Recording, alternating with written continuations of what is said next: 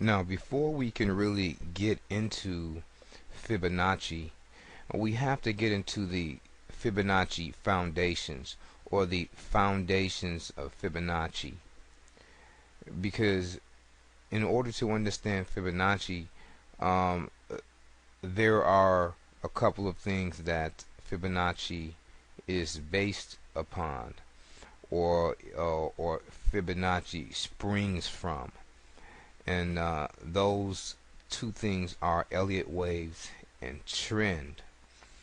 Um, in order to truly understand Fibonacci, we have to understand how Elliott waves and trend direction relate to how we, number one, draw our Fibonacci lines, where we draw them from, and which levels that we look to for reversals or to serve as support or resistance.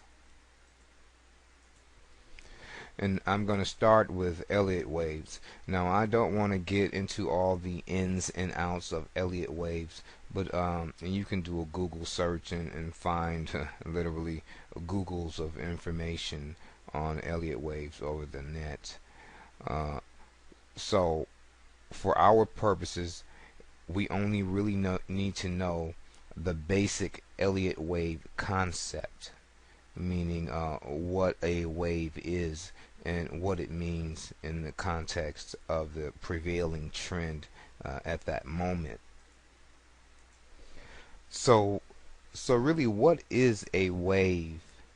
Well, all a wave really is just a sustained move in one direction without a correction. Once the correction begins, then the wave has ended. And as we follow my arrow here on these two green bars, from the low of this first green bar to the high of the second green bar, that is a wave. That's a wave up. That's an up wave. And we can see here that on this next bar here, we started a down wave. And where did the down wave end? Okay, right here. We see we formed a bottom here, and we start an up wave. We start the up wave, we get a 1 bar correction.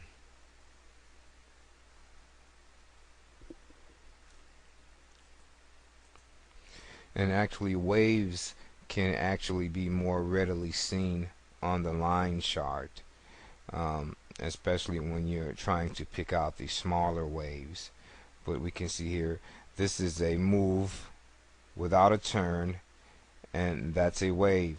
This move back down is a wave down, and this wave continues until there's a turn, and now there's a wave up. Okay, so that's basic Elliott wave.